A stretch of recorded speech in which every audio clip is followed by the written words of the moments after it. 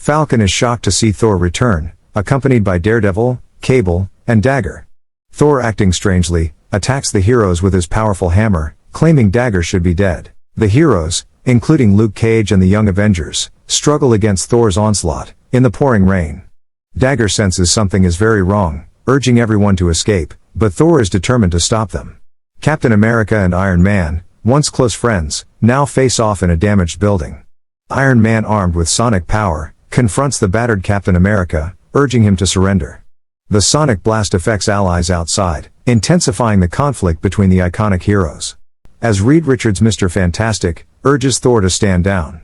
Meanwhile, Iron Man says sorry to Captain America for what's going to happen, even though he admires how tough Cap is. During the confrontation, Iron Man's armor alarm alerts him to a non-human threat. Olympian Hercules enters, causing an explosion that sends Captain America flying into space, and disrupts Iron Man's sonic attack. The anti-registration heroes rise, to engage their pro-registration counterparts, with various intense battles. Hercules rescues Iron Man, while Falcon saves Captain America from falling wreckage. Falcon urges Cable to use Cloak's teleportation ability, to evacuate the heroes. Meanwhile, Goliath faces S.H.I.E.L.D. agents, but is struck down by Thor's devastating lightning blast. Thor seriously injures Goliath, leading Falcon to order a retreat. Thor prepares to attack again, but Invisible Woman's force field shields the heroes.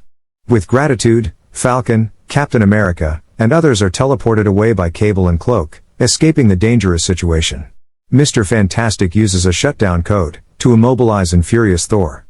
Yellowjacket confronts Reed about the unexpected outcome, while Susan refuses to speak to him. A group of heroes stand over Goliath's lifeless body. Spider-Man questions Iron Man's decisions, highlighting the growing tension among the superheroes.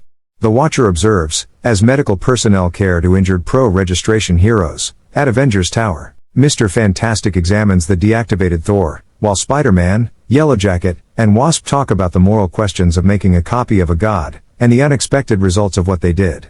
The heroes deal with what happened and aren't sure about what they should do next. Hank Pym wonders if it's right to make a copy of Thor and thinks they should mix him with a human personality. Spider-Man isn't sure if they're doing the right thing. At the Secret Avengers headquarters, Dr. Jane Foster cares for Captain America and other returning heroes, including former Avengers and new warriors. Captain America says no to asking for forgiveness, and talks about how they've been doing better than Iron Man's group lately. Nighthawk talks about how serious it is that Goliath died and their friends got arrested, while Cable supports the side that agrees with the rules, because they have Thor now. Captain America clarifies that it wasn't the real Thor, but an artificially created being. As Kate Bishop cares for Captain America, Nighthawk, Cable, and Stature decide to leave, with Nighthawk justifying Bill's fate. Luke Cage questions Nighthawk's allegiance, emphasizing that superheroes should be volunteers for good. Captain America allows them to leave, saying they need to find a new place to stay, showing there are disagreements within the team. Unaware of being watched, Nighthawk criticizes Captain America, viewing him as fearful of the future.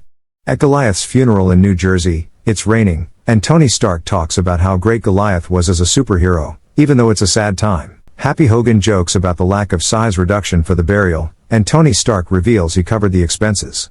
Miriam Sharp, a pro-registration supporter, approaches Tony, acknowledging his loss of support. She says Goliath died because he didn't follow the rules, like when a cop has to defend themselves by shooting someone, and this means Tony didn't do anything wrong. The way they talk shows that people see things differently in the superhero fight. Nearby, Peter Parker, Mary Jane, and Aunt May observe.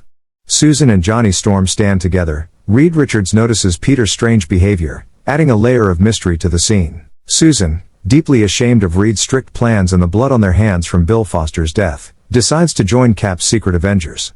She leaves Franklin and Valeria in Reed's care, hoping he'll give them the attention they've been missing. Susan plans a special night with Reed, including dinner, his favorite drink.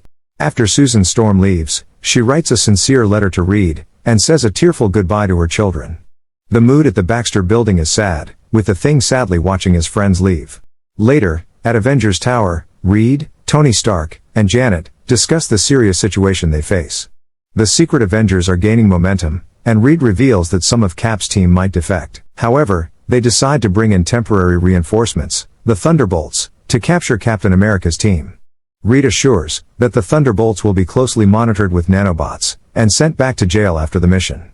As the door opens, to reveal the new Thunderbolts, led by Venom, Songbird, Taskmaster, Bullseye, Lady Deathstrike, Jack-o'-lantern, and Jester, it's clear they aren't thrilled about teaming up with the Avengers. Tony remarks that they are not nice people, setting the stage for a tense and uneasy alliance in the unfolding story.